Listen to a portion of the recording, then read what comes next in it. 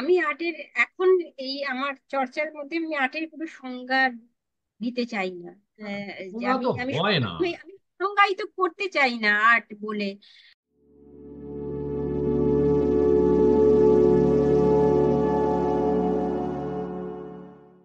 আমরা আজকে আরেকটা বিশেষ পর্ব করছি, সঙ্গে পেয়েছি শিল্পী মল্লিকা দাস সুতারকে। মল্লিকা 2002-তে রবীন্দ্রভারতী বিশ্ববিদ্যালয় থেকে ব্যাচেলার্স করেছেন এবং 2004-এ ওখান থেকেই মাস্টার্স করেছেন। গত অনেক বছর উনি সক্রিয়ভাবে কাজ করছেন এবং কলকাতার উপকণ্ঠে খুবই পরিচিত শিল্পী সংগঠন চাঁদের হাটের সঙ্গে উনি ওতপ্রোতভাবে জড়িত। গত কয়েক বছরে মল্লিকা কিছু ইন্টারডিসিপ্লিনারি কাজ করেছেন পরিবেশ ও প্রকৃতির প্রেক্ষাপটে, বিশেষ করে কমিউনিটি ভিত্তিক কাজ, যেগুলো উনি আজকে প্রেজেন্টেশনে রাখবেন। ও প্রেজেন্টেশনের পর ওর কাজ নিয়ে আমরা আলোচনা করব। সঙ্গে আছেন মিতালি দাস, শেখ অভিক, শান্তিনাথ পাত্র, বিশ্বজিৎ মুখার্জি ও নবকুমার চক্রবর্তী। কোনো কমেন্ট বক্সে কোনো প্রশ্ন বা মন্তব্য থাকলে কমেন্ট বক্সে লিখবেন, আমরা ওখানেই প্রয়োজন মতো উত্তর দেব।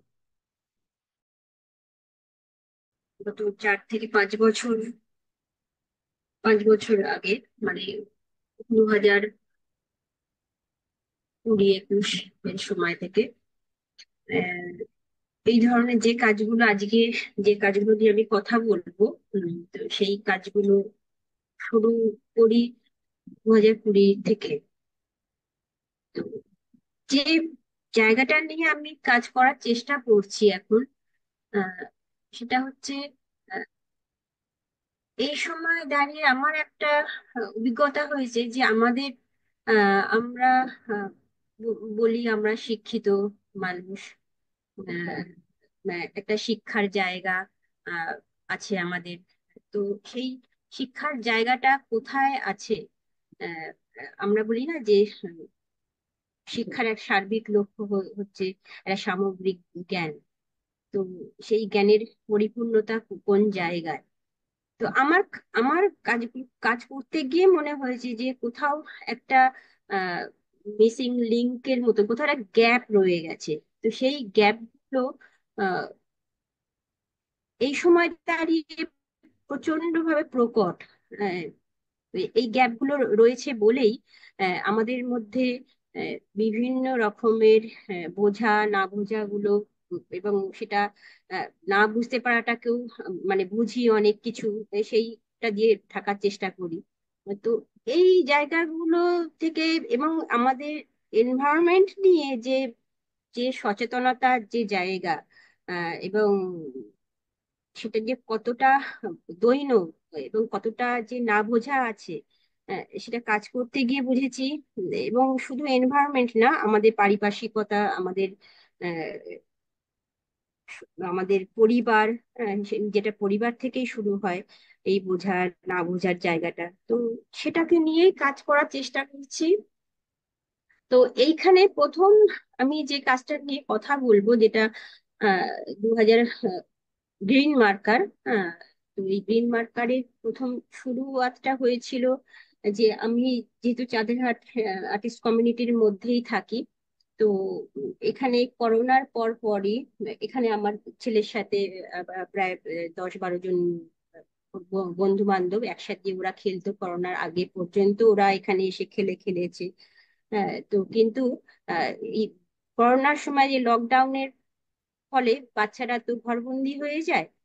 আমরা বড়রা বড়রা তো একটা অসুবিধা পড়েই ছিলাম, কিন্তু সব থেকে বেশি অসুবিধার মধ্যে মানে পড়েছে আমার মনে হয় সেটা বেশি মানে বাচ্চারা।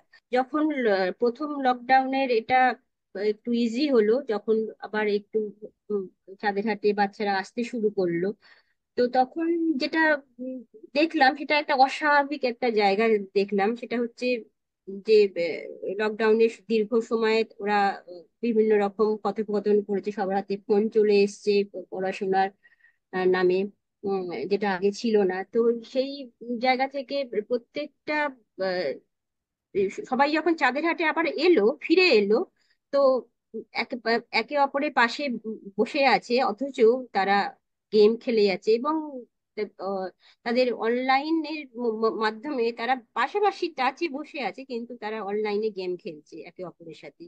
তো এই একটা প্রচন্ড আমাকে হন্ট করেছিল ওই জায়গাটা, যে উম, এরা এই অনলাইন আর অফলাইনের মধ্যবর্তী জায়গা কিভাবে এরা একটা মানে ফাঁদে পড়ে গেছে, কোন জায়গা। তো এই যে গ্যাপ গুলো, তো এখান থেকেই আমি একটা এনগেজমেন্টের জায়গা যে আসলে আমাদের, আমি আর্ট প্র্যাকটিসের ওই জায়গা যে যেখানে এনগেজ হতে পারে, এনগেজমেন্টের একটা পরিসর আমি তৈরি করার চেষ্টা করি, আর কিছু নয়। তো আমার খালি মনে হলো যে এদের কোথাও একটা এমন একটা এর সাথে আত্মিকতা মানে আত্মিক জায়গাটা জুড়তে হবে, যার ফলে এই যে অফলাইন আর অনলাইনের মধ্যবর্তী যে যে যে যে ফাঁকগুলো রয়ে যাচ্ছে, তো কিভাবে এদের আবার অন্য আর একটা প্রাকৃতিক জায়গায় কোথাও একটা টাচের, নেচারের সাথে টাচের জায়গা, যে লিঙ্ক গুলো মিসিং লিঙ্ক হয়ে হয়ে গেছে, তো সেগুলো কিভাবে আবার ফিরিয়ে নিয়ে আসা যায়, কিভাবে এই টাচ গুলো দেওয়া যায়। তো সেখান থেকে আমি ওদের সাথে কথোপকথন মানে কথা বলতে শুরু করি। তো কথা বলতে শুরু হতে হতে হতে যে আমরা, আমি জিজ্ঞেস করি তোমরা কি খেতে ভালোবাসো।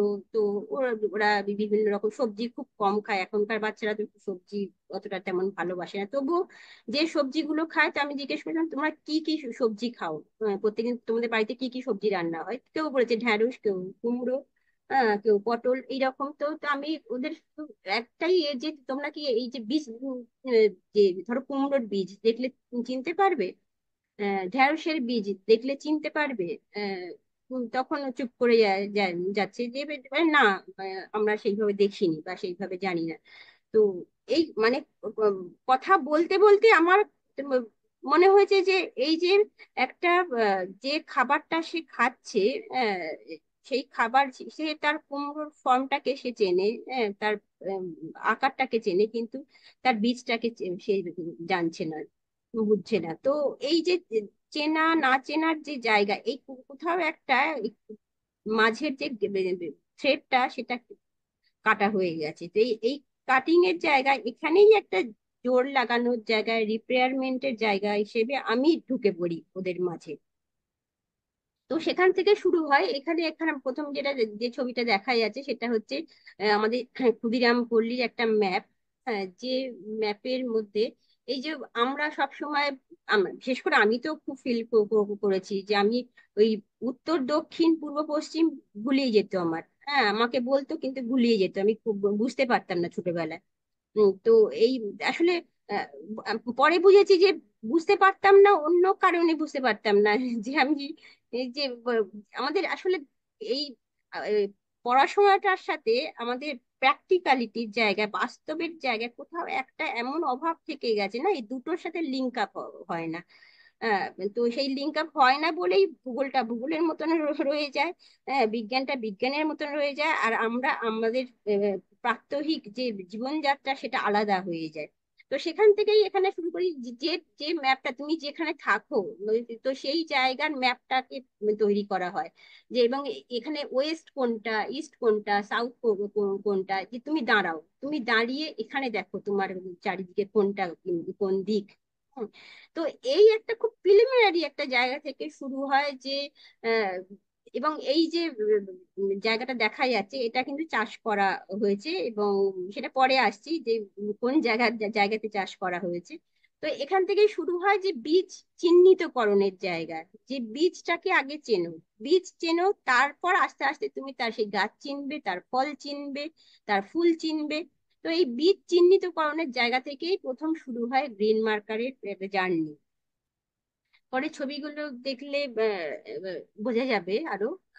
হ্যাঁ, এখানে আমি কি করেছিলাম, ওদের ওদের 10 রকমের বীজ মানে একটা জায়গায় রেখেছিলাম, এবং ওদের একটা ছোট খাতা দিয়েছিলাম, ছোট ছোট কিছু পট দিয়েছিলাম মাটি ভরা, হ্যাঁ, যার মধ্যে বীজগুলো লাগাতে পারবে।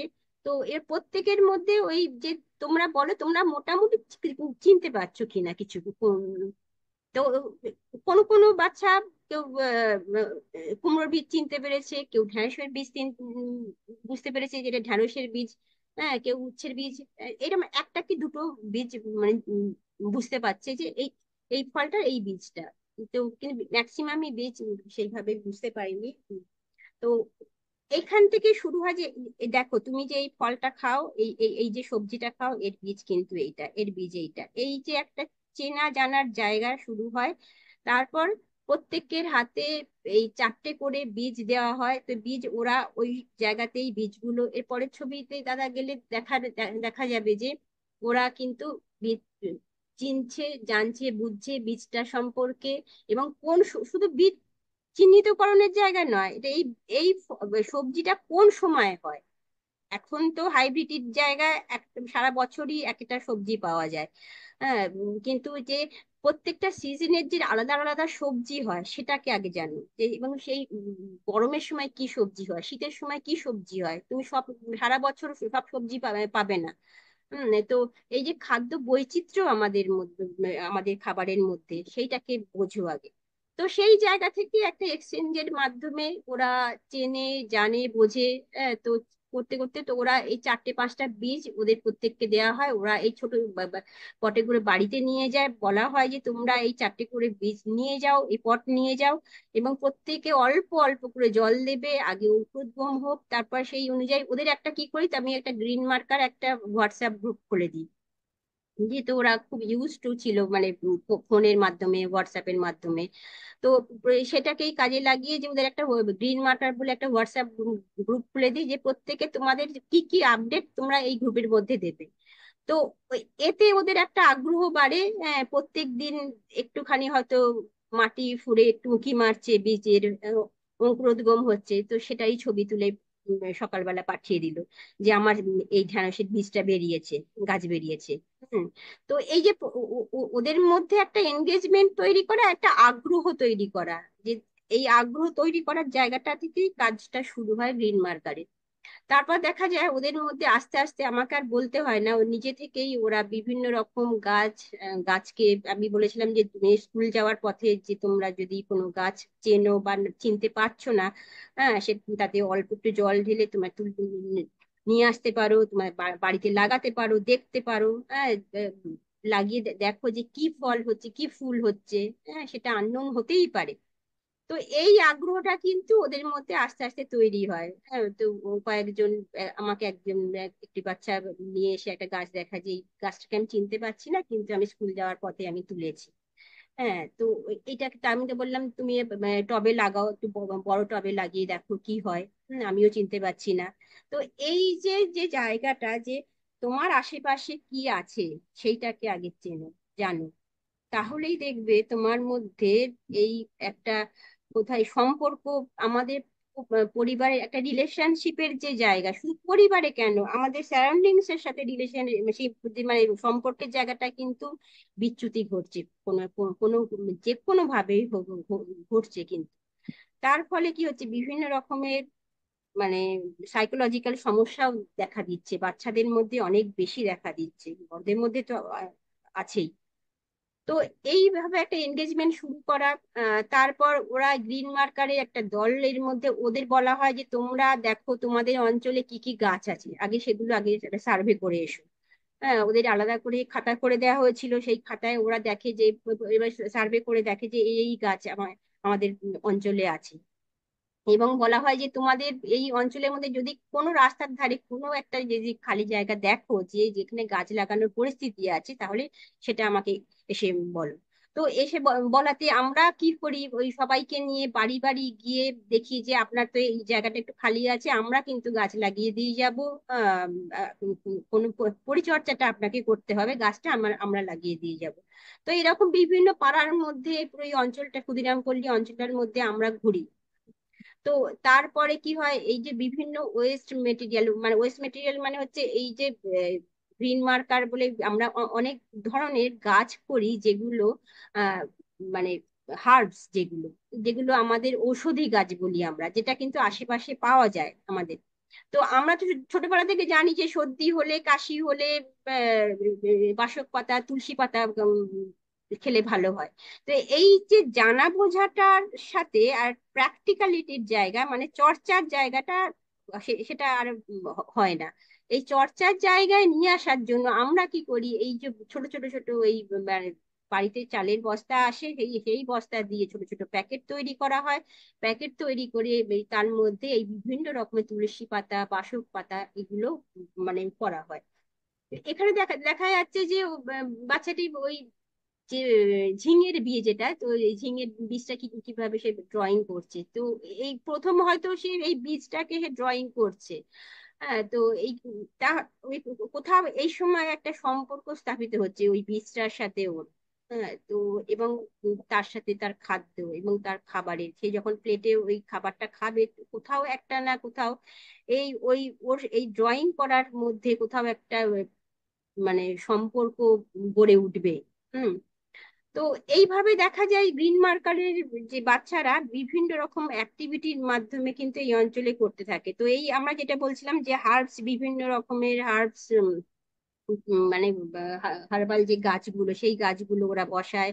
হ্যাঁ, বসিয়ে তা বিভিন্ন বাড়িতে দেয়া হয়। হ্যাঁ, যে প্রত্যেকের বাড়িতে ধরুন তুলসী গাছ আছে আমার বাড়িতে, আমি তুলসী গাছটা দিয়ে এলাম, যে আপনার বাড়িতে কি গাছ আছে বলুন, বাসক পাতা গাছ আছে, তাহলে বাসক পাতাটা আমাকে দেবেন। এই রকম একটা এক্সচেঞ্জের মাধ্যমে ওরা কি করে, আমাকে কিন্তু আর বেশি বলতে হয় না, ওরা নিজেরা গিয়ে গিয়েই কিন্তু আমাকে খবর দেয় ওই বাড়িতে ওই গাছটা আছে যেটা আমাদের এখানে নেই।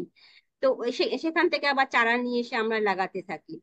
তো এইরকম ভাবে বিভিন্ন এনগেজমেন্ট গুলো শুরু হয়। পরে ছবিগুলো দেখলে বোঝা যাবে। এই এই ছবিটা হচ্ছে ওই গ্রিন মার্কারের ওরা যে গাছ বেরিয়েছে তার একটা ছবি হোয়াটসঅ্যাপ গ্রুপে পাঠিয়েছে, যে আমার এটা বেরিয়েছে। এই যে ওদের মধ্যে একটা উৎসাহ দেখা, যে আমার গাছটা বেরোলো, ওর গাছটা কিন্তু বেশ বড় হলো, আমার গাছটা ঠিক বেরোলো না। হ্যাঁ, তো সেইটা কিন্তু ওই কথোপকথন শুরু, মানে হোয়াটসঅ্যাপ গ্রুপে, আমারটা কেন বেরোয়নি, আমি কি বেশি জল দিয়ে ফেললাম, আমি কি রোদে দেবো জলটা, মানে এই গাছটা। তো সেই বিভিন্ন রকমের মধ্যে এই উৎসাহ গুলো, আগ্রহ বাড়তে থাকে আস্তে আস্তে আস্তে। তো এইভাবেই গ্রিন মার্কারের যে জায়গাগুলো শুরু হয়, এবং ওদের বিভিন্ন অ্যাক্টিভিটির মাধ্যমে, শুধু এমন নয় যে গাছ চেনা, আহ, গাছকে তৈরি করা, গাছ বসানো, তা নয়। তো এই যে ওরা যে ওদের নিজেদের বাড়িতে গিয়ে ওদের মা বাবাকে বলতে থাকলো, হ্যাঁ, পাশের বাড়ি কাকিমা জেঠিমাদের বলতে থাকলো। এই যে ও যখন কি হয়, যখন বড়রা গিয়ে কোনো মানুষকে বলতে যায়, কিন্তু যে তার বাচ্চা যখন বলছে, তার ছেলে বলছে বা মেয়ে বলছে যখন, যে মা এইরকম করো বা ওইভাবে খাও এটা, তো এই তখন কি হয় ওদের মধ্যে, তখন অনেক বেশি হয়, বাবা মা অনেক বেশি শোনে আমার মনে হয়, আমি তো দেখেছি। যে তার বাড়ি বাচ্চাটা বলছে, তো তুমি কিন্তু জঞ্জাল কিন্তু এখানে ফেলবে না, হ্যাঁ, ওই যে কালেক্টর আসে তুমি তাকে দেবে। তো এই জায়গাগুলো কিন্তু ওরা অনেক বেশি অ্যাক্টিভ হয়েছিল। তো এর পরের ছবিগুলো দেখলে দাদা বোঝা যাবে। হ্যাঁ, এইখানে যেটা হয়েছিল যে আমরা এই করোনার সময় তো আমরা নিজেদের উম, মানে আমরা যে কতটা অক্ষম সেটা বুঝতে পেরেছিলাম। তো আমরা মানুষ তো প্রচন্ড দাম্ভিক একটা জায়গা, যে আমরা অনেক কিছু করে ফেলতে পারি, আমার কাছে পয়সা আছে, আমি যা খুশি তাই করতে পারি। হ্যাঁ, তো সেটা খুব অক্ষমতাটাকে তুমি যে কতটা দুর্বল সেটা বুঝিয়ে দিয়েছিল করোনার সময়। আমরা বুঝতে পেরেছিলাম। তো সেই সময় কি করেছিলাম, যে যে তোমার আশেপাশে যে গাছগুলো, তোমার সর্দি কাশি হচ্ছে, কি হয়, আমি করোনার সময় কি হয়, সর্দি কাশি হলে সাংঘাতিক ভয় পেতাম। সামান্য সর্দি কাশি, ওরে বাবা, এটা মানে তার সামনেই যাওয়া যাবে না। তো মানে কি কি অদ্ভুত একটা পরিস্থিতির মধ্যে আমরা পড়েছিলাম। তো এইখান থেকে শুরু, যে আপনার আশেপাশে আপনার বাড়িতে যে যে গাছগুলো আছে, সেই গাছগুলো আপনার সত্যিকার মানে সর্দি হলে, কাশি হলে, পেট ব্যথা হলে, পেটের কোনো সমস্যা হলে, এই গাছগুলো পাতা কি ব্যবহার করেন না করেন না?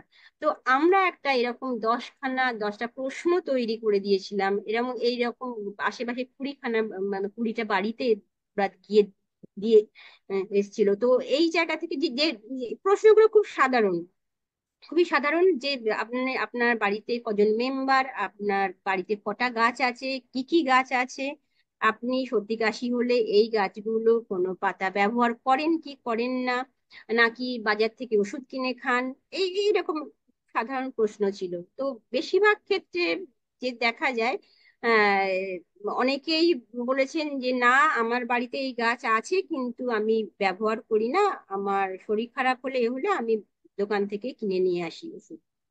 আর কয়েকজন আবার বলেছেন হ্যাঁ আমি ব্যবহার করি। আর আরেকটা মানে প্রশ্ন ছিল যে আপনি যদি এটা ব্যবহার করেন তার উপকারিতা কি কি, এটা আমরা নাও জানতে পারি, আপনি হয়তো জানতে পারেন, তো আমরা এরকম এক্সচেঞ্জের মাধ্যমে জানতে পারি এটা। তো কয়েকজন খুব সুন্দর লিখেছিল, কয়েকটা গাছ আমি নিজেও চিনতাম না এই অঞ্চলে আছে, তো তারা কিন্তু লিখেছে যে এই গাছটার উপকারিতা কি। তো এই একটা জানা বোঝার এক্সচেঞ্জের জায়গা থেকেই ওরা গিয়ে গিয়ে এই সব সমস্ত এক সপ্তাহের মধ্যে ওরা কালেক্ট করে আবার আমাকে দেয়, দিয়ে দেখা হয় যে কে কি লিখেছে, সবাই পড়া হয় সেগুলোকে। তো এই জায়গাগুলোই একটা হচ্ছে অঞ্চলের মধ্যে কিভাবে একটা সচেতন একটা মানে জায়গা গড়ে তোলা যায়, সেটা এই বাচ্চাদের মাধ্যমেই যদি করা যায় বাচ্চারা সব থেকে বেশি অ্যাক্টিভ হতে পারে এই জায়গাটায়। যেটা বেশিরভাগ প্রথমে আমি যেটা বললাম যে এই গ্যাপটা রয়ে যায় বলেই কিন্তু আমাদের শিক্ষার যে সার্বিক একটা যে জায়গা, সেটা গড়ে ওঠে না, কোথাও এই লিঙ্ক গুলো ফেলিওর হয়। তো এই জায়গাগুলো যদি অনেক বেশি নেচারের সাথে যুক্ত হতে পারে ওরা, তাহলে হয়তো এই লিঙ্ক গুলোর কোথাও এই যে গ্যাপ গুলো রয়ে গেছে না, এই গ্যাপ গুলো পূরণ হবে আমি মনে করি। তো এই বিভিন্ন বাড়িতে বাড়িতে গিয়ে এই লেখাগুলো দেয়া হয়, বলা হয়। এই পরপর এই গ্রিন মার্কার এই ছবিগুলো আছে, এই যে ওরা গাছ তৈরি করছে, গাঁদাল পাতার গাছ এটা প্রথমে রাখা। এই গাছ কিন্তু প্রত্যেকটা বাড়িতে বাড়িতে দেওয়া হয়েছিল। এখানে আরেকটা জিনিস, এটা একটা বোর্ড, আমি একটা প্লে বোর্ড মতন তৈরি করেছিলাম গেমের মতন করে, যেটা পাজেল যে গেম গুলো হয় না ছোটবেলায় আমরা খেলতাম, তো এটা আমি একটা 4 ফুট বাই 4 ফুটের একটা প্লাই আর পাইনের দিয়ে আমি একটা বোর্ড তৈরি করেছিলাম, যেটা এটা হচ্ছে একটা 12 মাসের একটা খনার যে আমাদের যে খনার যে বচন, যে খনার মানে এনভায়রনমেন্ট নিয়ে, পরিবেশ নিয়ে যে খনার যে বচনগুলো আছে, তো সেইটাকেই একটা 12 মাসে কি কি হয় আসলে, কোন সবজি কি হয়, মানে যেমন ধরুন এখানে 12টা মাসের আমি কি করে পাজেল আমি এলোমেলো করে দিয়েছিলাম, এখানে যেমন বৈশাখ থেকে একদম চৈত্র পর্যন্ত যে তুমি তুমি সাজাও, যে পুরো মাসের নাম জানো, আর প্রত্যেকটা মাসে কি কি হয় সেটাও জানো প্যারালালি। এইটা খেলার মাধ্যমে এটা দেখার, যেমন ওইখানে লেখা ছিল ফনার বচনের যে মানে 12টা মাসের যে কি কি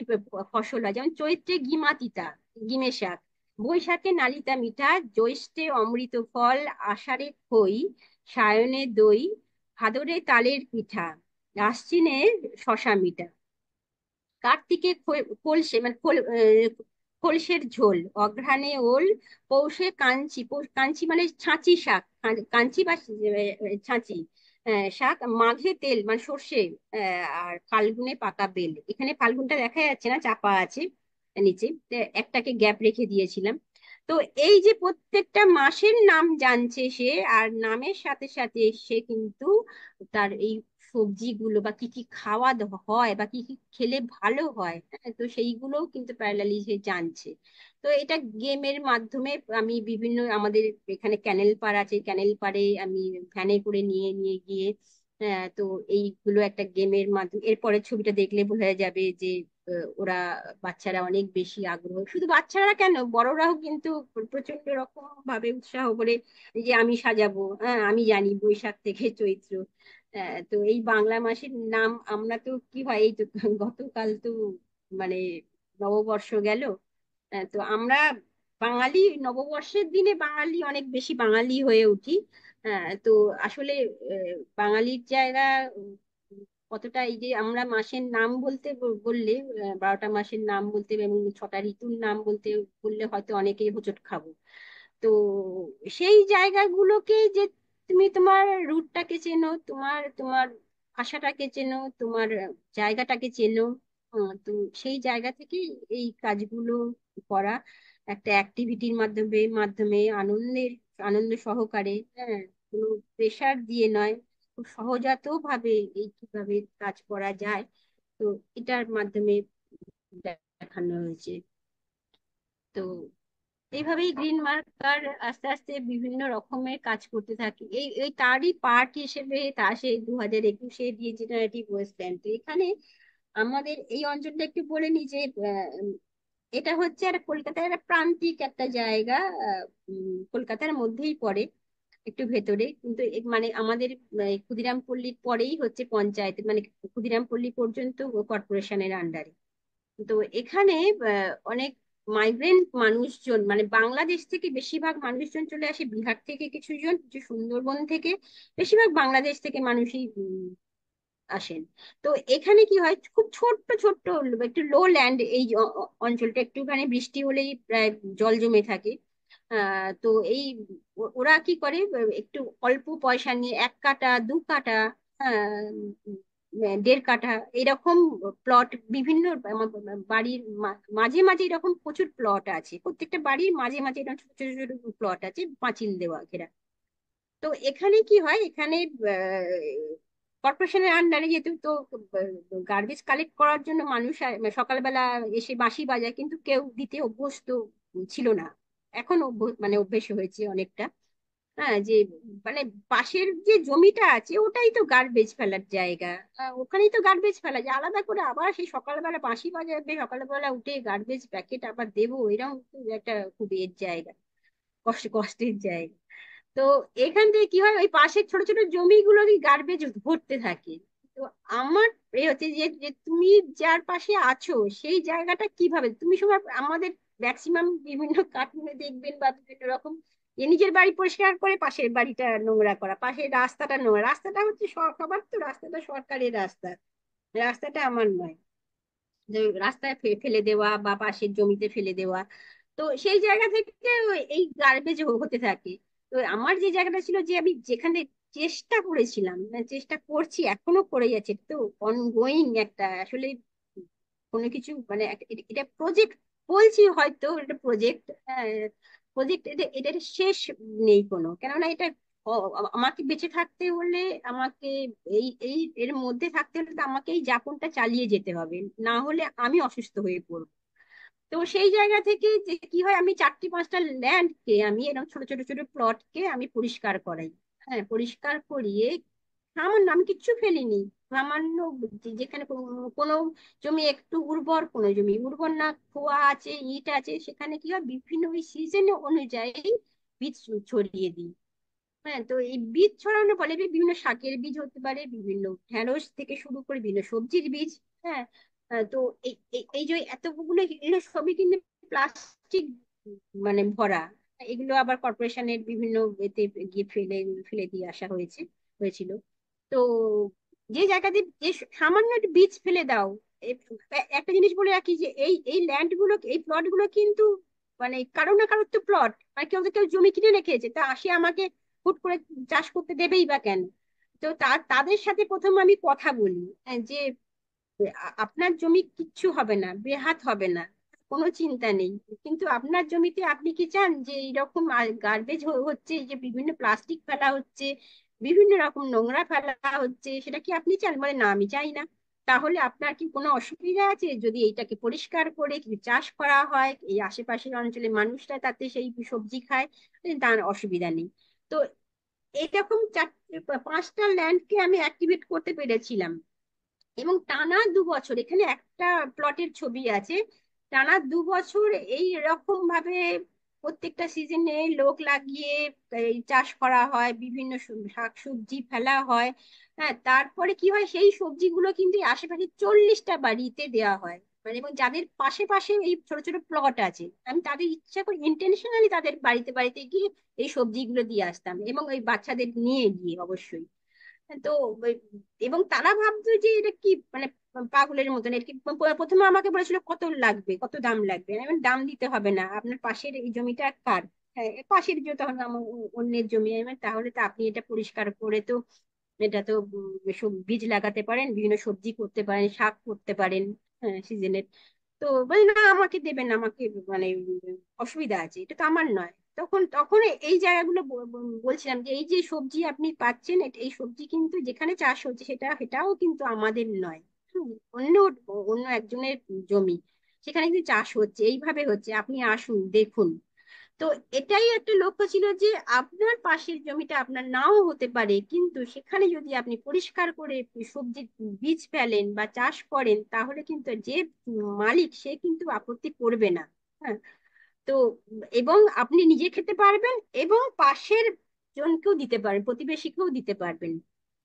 এই যে একে অপরের মধ্যে একটা সম্পর্ক তৈরি হওয়া, এই প্রতিবেশীর সঙ্গে সবসময় একটা যে জায়গা থাকে, আগে দেখতাম অনেক বেশি মানে একটা ভালোবাসার প্রীতির জায়গা থাকতো, এখন বেশিরভাগ ক্ষেত্রে প্রতিবেশীদের সাথে একটা খুব অপ্রীতিকর জায়গাগুলো গড়ে ওঠে। তো এই এই যে একটা মানে একটা সবজি হচ্ছে আমার বাগানে, আমি পাশের বাড়ি গিয়ে দিচ্ছি, এখনো পর্যন্ত আমার বাগানে যা সবজি হয় আমি আশেপাশে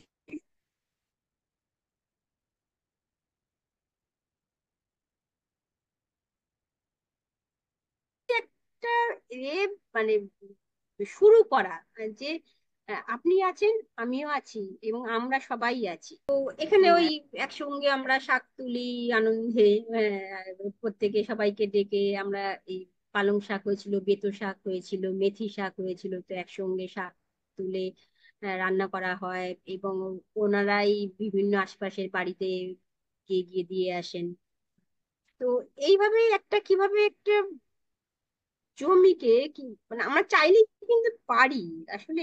আমরা বেশিরভাগ ক্ষেত্রে এ হয়, হাল ছেড়ে দিই যে ওসব মানুষকে বোঝানো কঠিন। আমি আমি বলছি না যে কঠিন নয়, কঠিন অবশ্যই।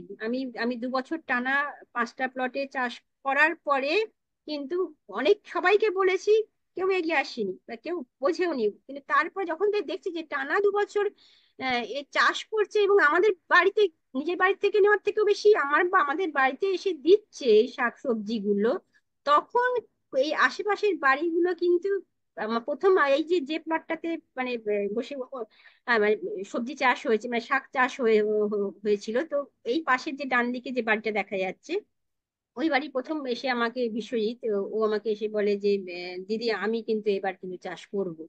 হ্যাঁ, আপনাকে করতে হবে না। তো আমি জেনে আমি খুব সাগ্রহে তাকে মানে বলি যে এই জন্য এটাই তো দরকার ছিল যে তোমার বাড়ির পাশের জমি এটা, তুমি তুমি তো চাষ করবে, তুমি চাষ করে আমাকে দেবে। তো এই যে জায়গাটা আস্তে আস্তে দেখা গেল, এই 4টে থেকে 5টা যে ল্যান্ড আমি বলছি প্লট গুলো, সেগুলো কিন্তু আস্তে আস্তে আমি কিন্তু এখন আর দুটো জমিতে চাষ করি। বাদ বাকি 3টে, আরো শুধু 3টে কেন, আশেপাশের এই অঞ্চলে আরো যারা যে ছোট ছোট প্লট আছে তাদের কোনো কোনো জায়গায় মানে আমাকে এই শীতের সময় আমি আমার চাঁদের হাটে ঢুকতেই বাঁদিকে একটা ভ্যাকেন্ট ল্যান্ড আছে, এটা ছোট ছোট ছোট প্লট করা আছে। তো সেখানে একজন আমাকে ডেকে বলছে, মল্লিকা মল্লিকা শোনো, আমি স্কুল থেকে ফিরছি, তো বলছে দেখো তোমার দাদা কিন্তু এখানটা পরিষ্কার করে কিন্তু এরকম দেখো গাছ লাগিয়েছে। আমি বললাম, বাহ দারুণ, হ্যাঁ, পালং শাকের বীজ ছড়িয়েছে, দেখো কি সুন্দর হয়েছে।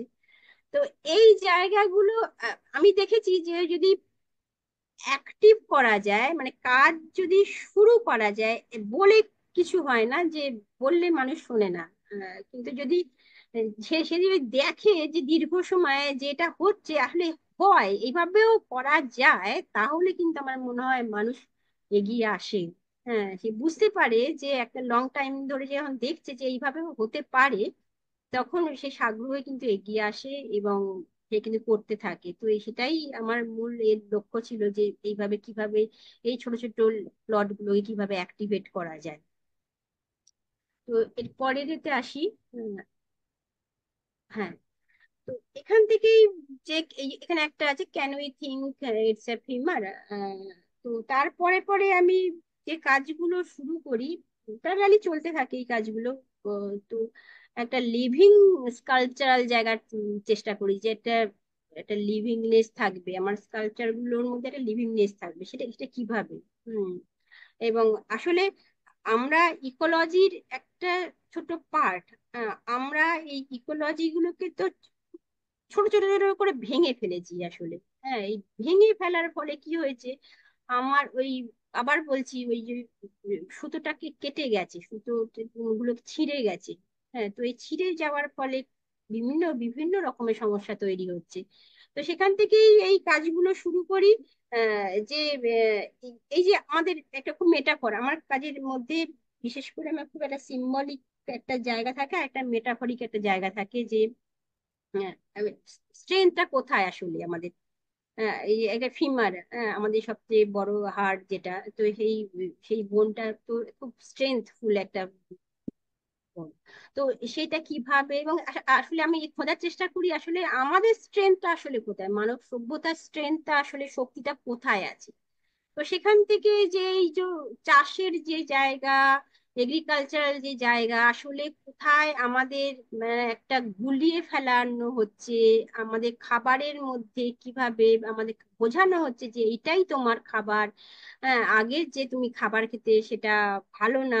হ্যাঁ, সেটা উম, স্বাদ ভালো না, এই যে বোঝানোর যে জায়গা চলছে এখন আমাদের, সব থেকে বড় পলিটিক্স হচ্ছে খাদ্য নিয়ে।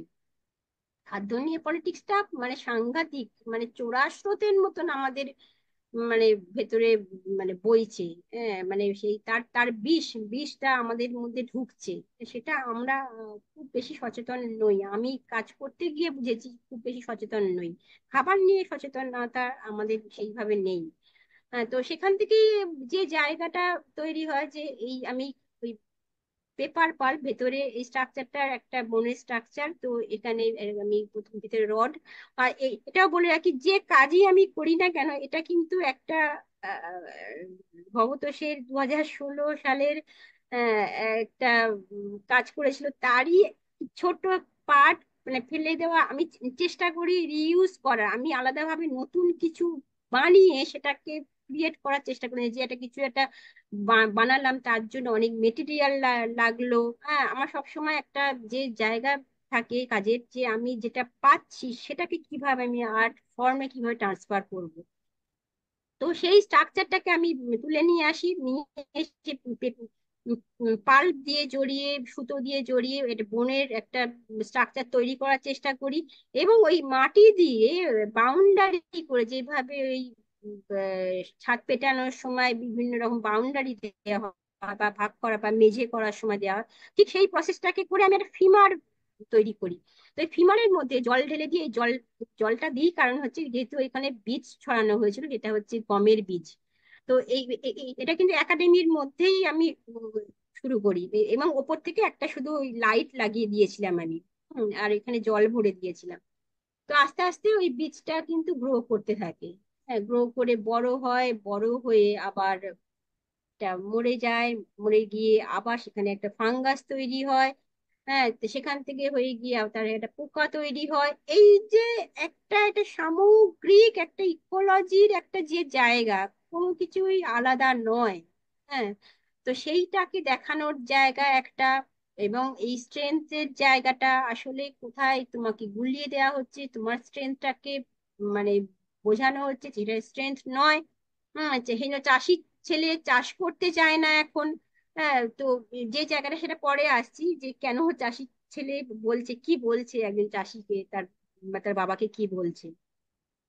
তো এই জায়গা থেকেই ফিমারের কাজটা করি। এরকম ফিমারের মতন আরো কিছু কিছু কাজ করি, যেটা আমি বলছি লিভিং স্কাল্পচার বলছি, যে যে একটার পর একটা তার স্টেপ বাই স্টেপ কিন্তু তার পরিবর্তনগুলো আমি দেখতে পাবো। হ্যাঁ, একটা এবং সেখানে একটা গাছ হচ্ছে, গাছের থেকে সেটা আহ, অন্য আরেকটা জীব আসছে, আরেকটা জীব, এই এই যে পরপর স্টেপ বাই স্টেপ এইভাবে তৈরি হচ্ছে। তো এর পরের কাজে চলে যাই। এটা ফিমার খুব একটা ক্লোজ আপ শট। হ্যাঁ,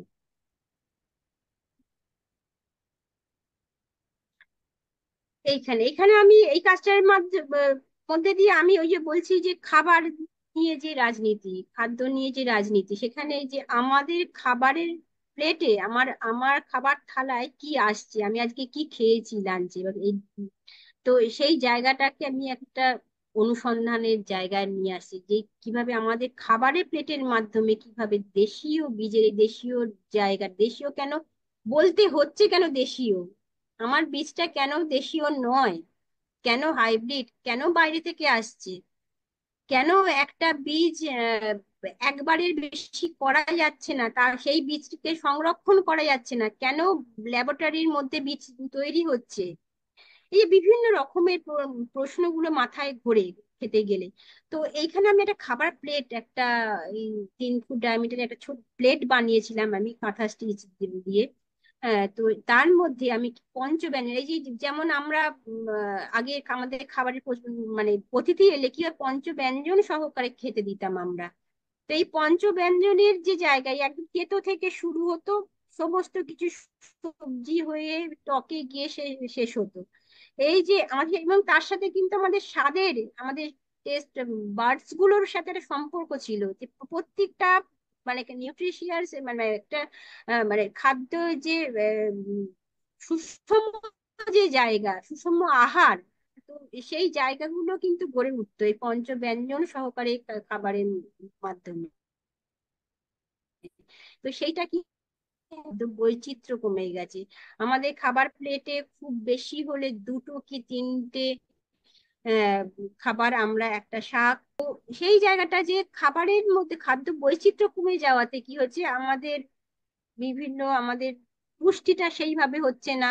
তো এই পুষ্টির জায়গাটা কিভাবে আমরা পাবো? সেই তার কি অনুসন্ধান করতে পারি না আমরা আমাদের খাদ্য দিয়ে? তো সেই খাবারটা কেমন হবে? তো এখানে আমি কি করেছিলাম, 5টা মাঝে একটা পুতুল এটা হচ্ছে 10 ইঞ্চি মতন আমি একটা ভেতরে যেটা এখানে দেখাচ্ছি, মাঝখানে যে আইডেলটা আছে সেটা হচ্ছে ভাতের, যদি আমি বলে দিই যে মাঝখানে ভাত, তার আশেপাশে প্রতিটা সবজি আছে, তেতো থেকে শুরু করে একদম চাটনি পর্যন্ত, টক পর্যন্ত।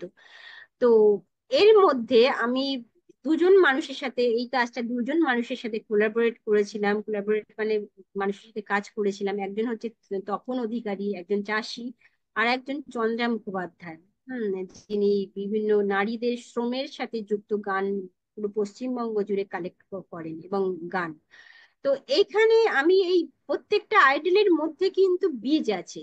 আমি একটা, যদি আমার খাবার পেটটা আমার একটা সংরক্ষণাগার যদি ভাবি, যে আমার এই খাবার প্লেটটাই হচ্ছে সংরক্ষণ, মানে আমি সংরক্ষণ করতে চাই আমার বীজটাকে, আমার সংরক্ষণ, আমি বীজ আমি বাইরে থেকে কিনবো না।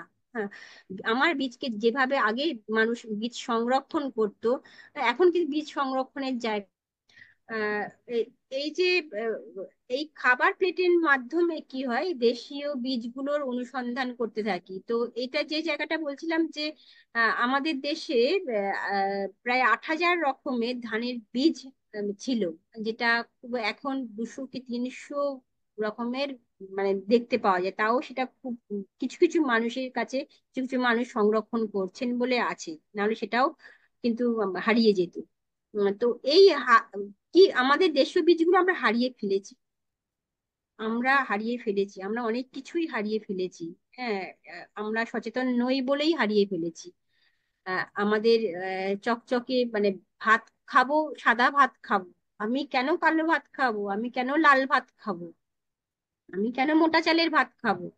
আমার পয়সা আছে, আমি সাদা ভাত খাবো, একদম সরু চালের ভাত খাবো। তো এইখান থেকে কি মজার বিষয় একটা, এই যে সরু চাল আসছে কোন জায়গা থেকে? সরু চাল তো মানে ধানের এর থেকেই ওই সরু চালটা আসছে, ধর সরু চাল তো করা হচ্ছে। সরু চালকে একটা উম, দেশি চালকে তাকে 2-3 রকম ভাবে পালিশ করা হচ্ছে, 2-3 রকম ভাবে তার পুষ্টিগুলোকে বাইরে বার করে 2-3 রকম ভাবে আমাদের বিক্রি করা হচ্ছে।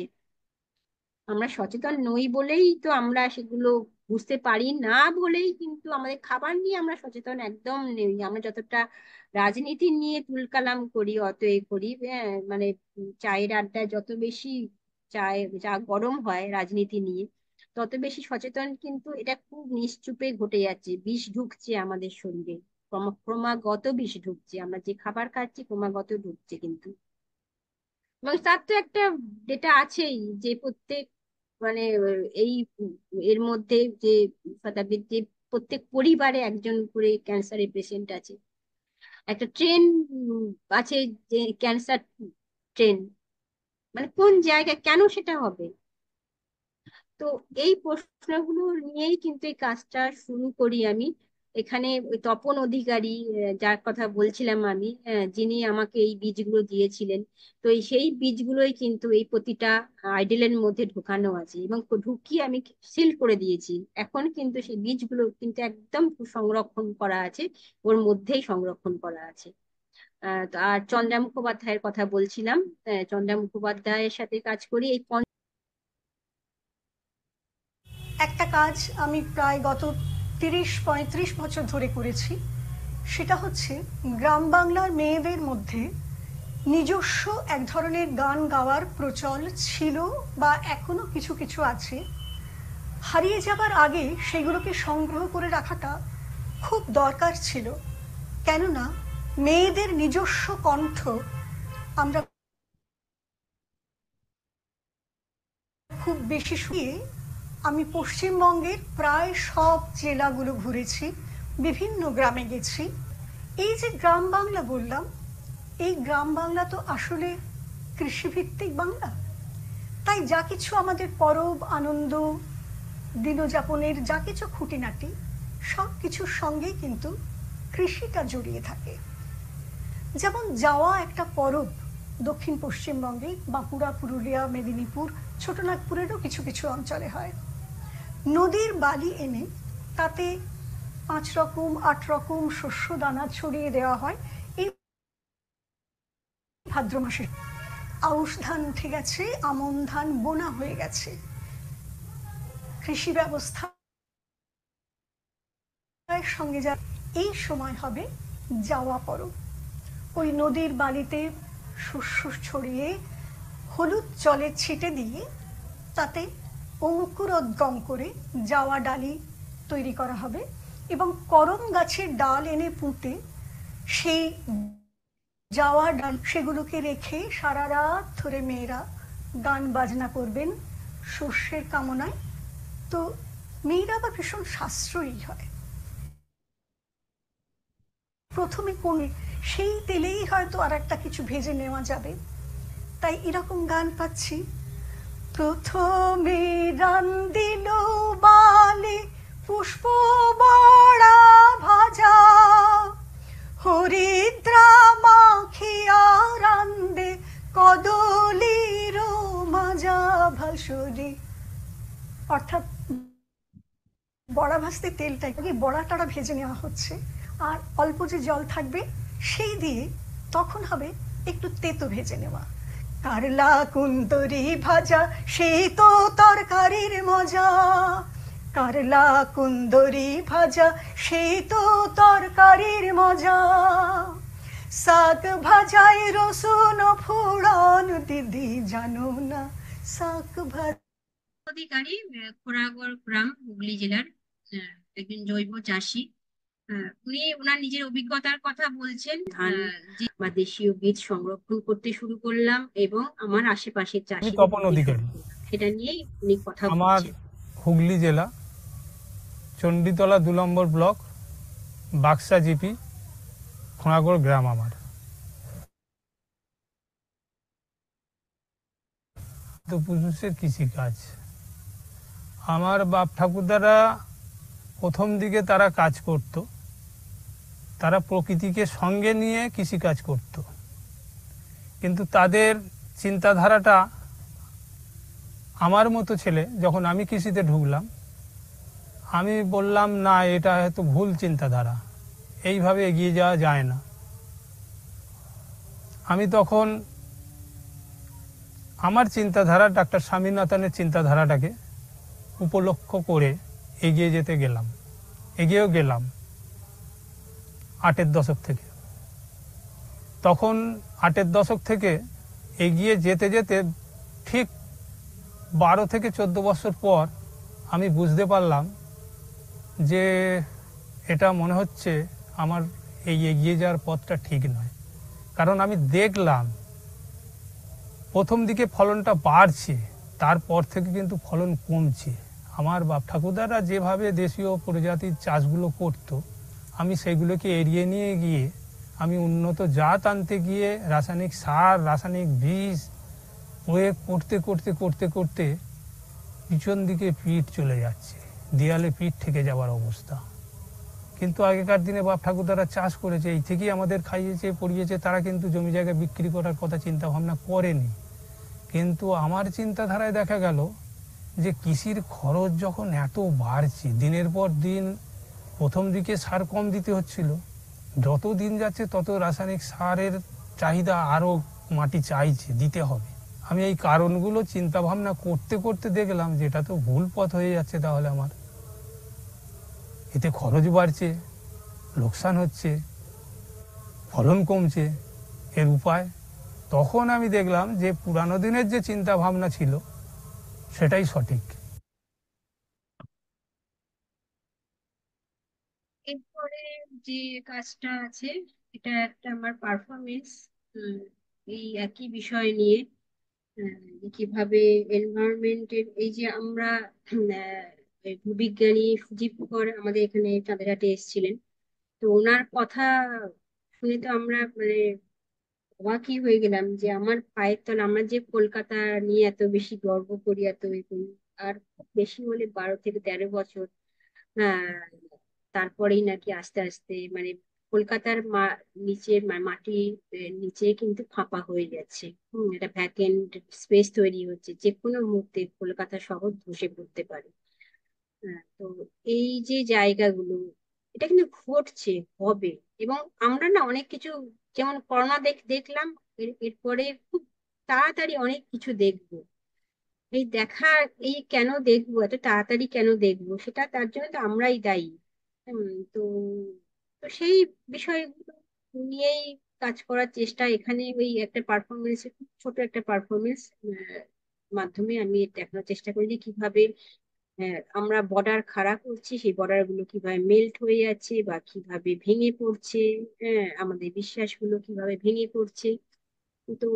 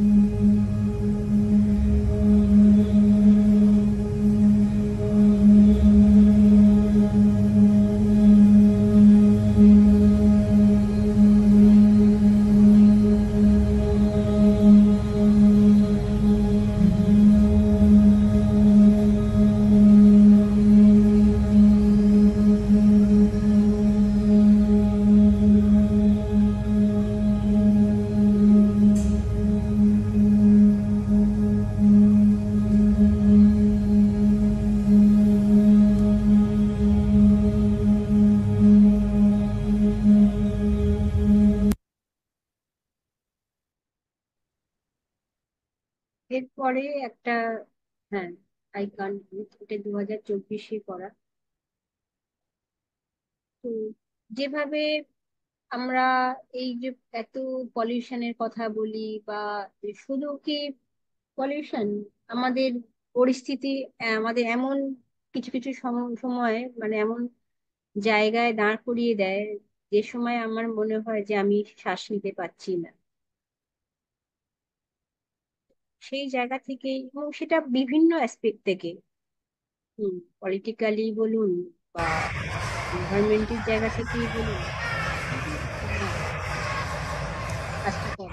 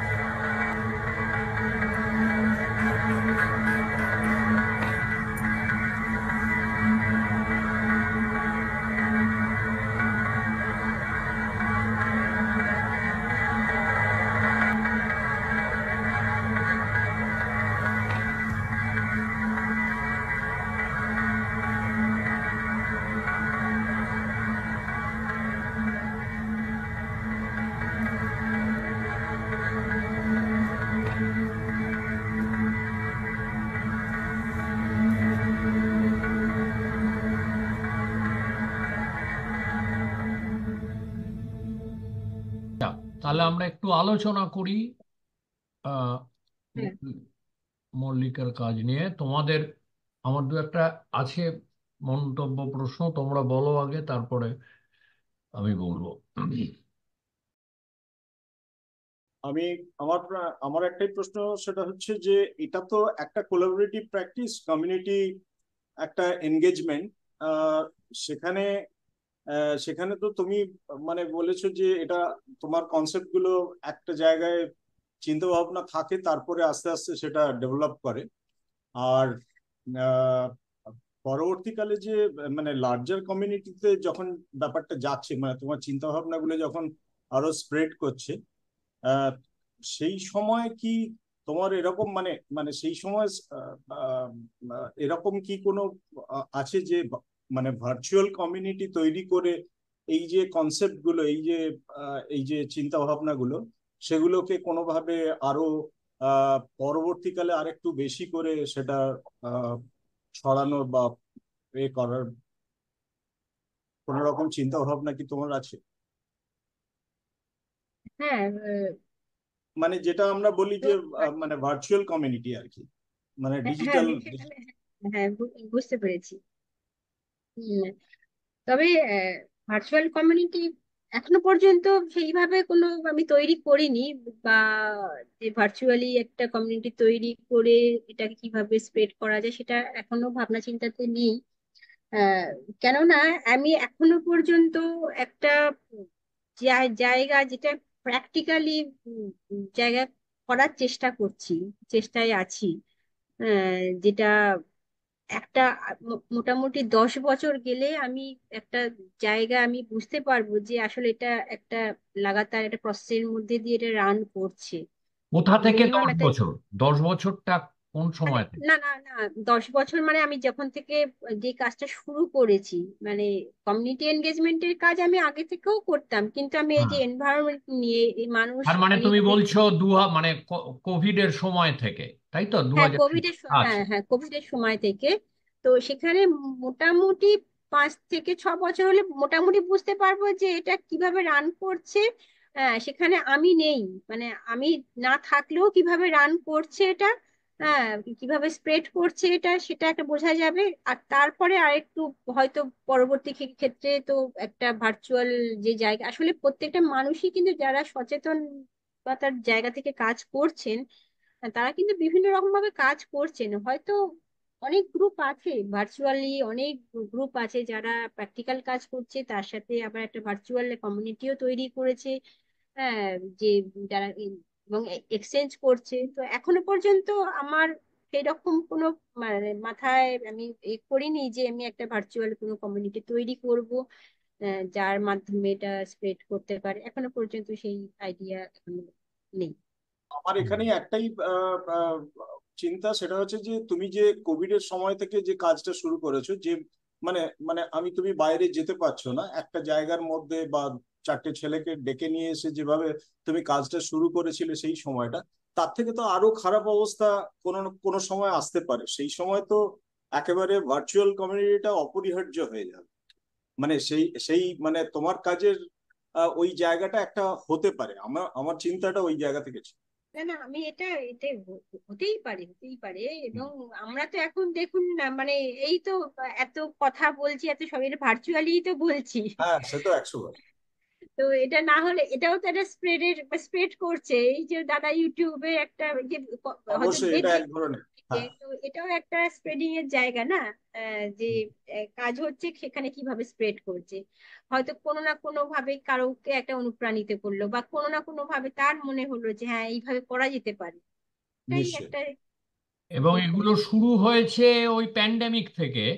প্যান্ডেমিক হুম। যদি মানে এত ভয়ঙ্কর একটা জিনিস, কত মৃত্যু হলো, কিন্তু কত লোক মানে চাকরি মানে মানে অবর্ণনীয় সাফারিং, তার মধ্যে কিছু একটু যদি থাকে, এই যে আহ, আমরা কোনোদিনই স্কাইপ, লোকে বলে আমি কোনোদিন জীবনে স্কাইপ করিনি, এই তো জুমে তো প্র্যাকটিসটা হলো ওই সময় থেকেই, তার থেকে কত দিকে যাচ্ছে জিনিসটা। এটাই একমাত্র মানে ওইটা থেকে শেখার আর কি পাওয়ার, কত আচ্ছা, আমার খারাপ প্রশ্ন, একটা সময়। হ্যাঁ, বলো। হ্যাঁ, আমার প্রশ্নটা হচ্ছে যে গ্রিন রিভলিউশন যে হয়েছিল, MS স্বামীনাথন করেছিলেন 1960 সালে, মানে তার পিছনে গন্ডগোলটা কি হলো? মানে গন্ডগোলটা বলতে আমি এটাও বলতে চাইছি যে যে আগে যদি উনি ওই যে একজন চাষি, উনি বললেন যে আমাদের বাপ ঠাকুরদার আমলে প্রচুর ফলন হতো এবং আমরা ভরপেট খেতাম, ভালো একটা লাইফ তারা নিয়ে জীবনযাপন করতো। যদি সেটাই হয়ে থাকে মানে পুরো আমাদের ভারতবর্ষ জুড়ে, আমি শুধু পশ্চিমবঙ্গের কথা বলছি না, তাহলে গ্রিন রেভলিউশনের দরকারটা কেন পড়েছিল? মানে পুরোটাই কি ব্যবসায়ী, পুরোটাই কি মানে একটা পলিটিক্যাল ইয়ে? 1960 সালে যেটা হয়েছিল আমার যতদূর মনে হয়, মানে মনে হয় না, ওই সময় আমাদের দেশে ইন্ডাস্ট্রিজ এসেছে, টেকনোলজি আসছে, এবং তখন মানুষ ভাবলো চলো এই টেকনোলজিটাকে আমরা যদি এগ্রিকালচারে অ্যাপ্লাই করি, মানে এগ্রিকালচার সেই পুরোনো নিজের নিয়মে চলবে, আর টেকনোলজি নিজের নিয়মে চলবে। একটা তো মানে আপনি এমন কোলাবোরেশন করছেন, সেরকম একটা কোলাবোরেশনের তো দরকার ছিলই। মানে আমাদের দেশে 140 কোটির হ্যাঁ, দেশে না ছিল, এখন না যদি না ছিল, স্কেরসিটি, হ্যাঁ।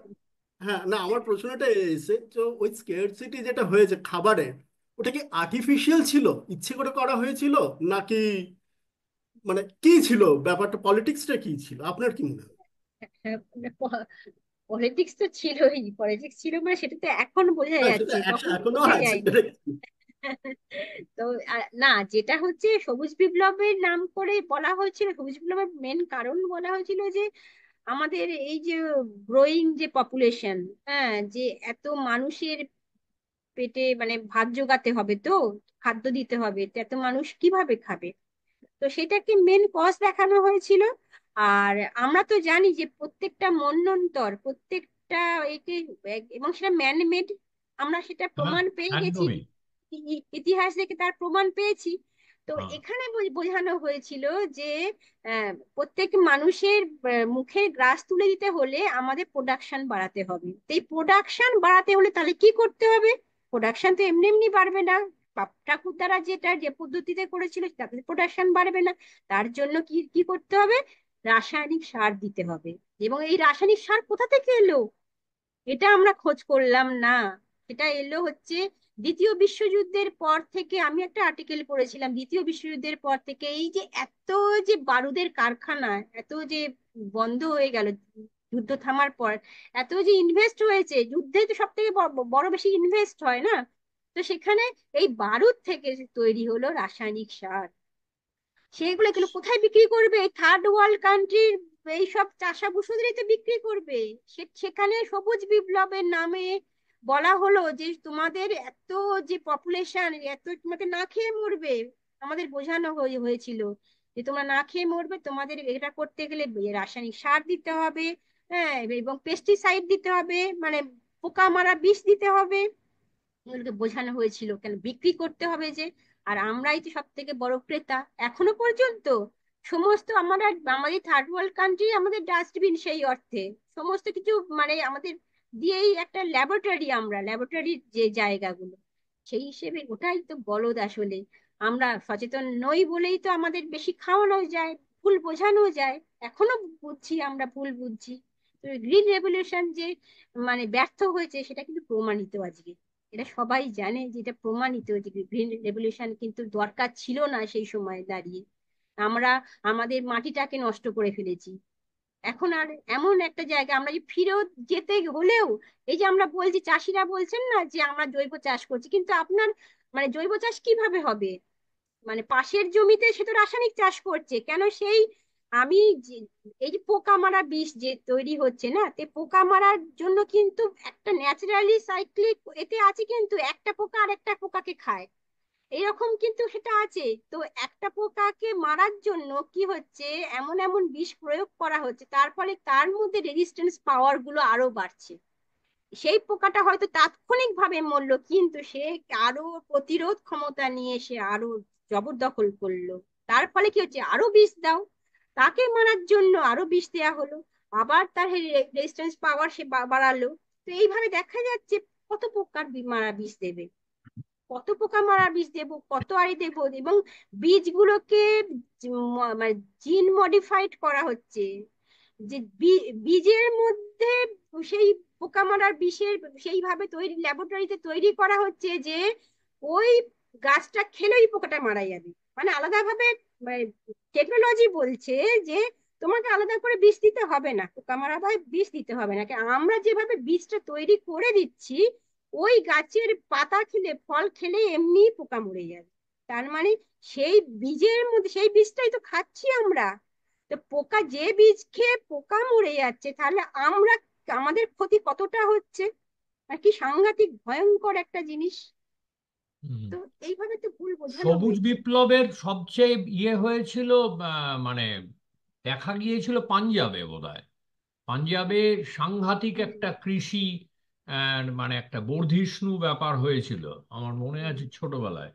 আম, কিন্তু তারপর তো কোথায় গেল সেসব। আহ, এই, হুম, হ্যাঁ, এটা ঠিক বলেছো, এই যে থার্ড ওয়ার্ল্ড হচ্ছে ডাম্পিং গ্রাউন্ড।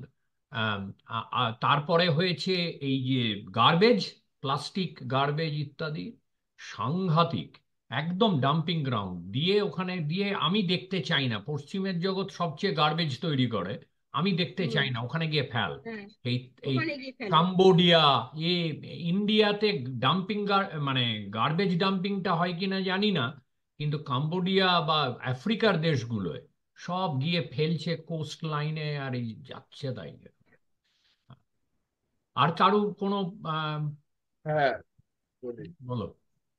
প্রথমত হচ্ছে মল্লিকার সঙ্গে তো অনেক বছরের কাজের সঙ্গে পরিচয়, ব্যক্তিগত পরিচয় সব কিছু। তারপর মল্লিকার আগের কাজ যেটা ছিল, ড্রয়িং দেখেছি, পেন্টিং দেখেছি।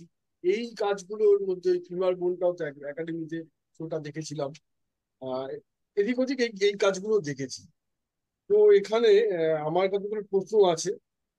প্রথমত হচ্ছে, মল্লিকা, তুমি আগে যে ড্রয়িং পেন্টিং যে করতে, তার থেকে এই যে এই এখন যে আর্ট প্র্যাকটিসটা করছো, তাতে কেন এলে, মানে কোন ভাবনা থেকে তুমি এই জায়গাটা আসছো, সেই ভাবনাটা কি বলো?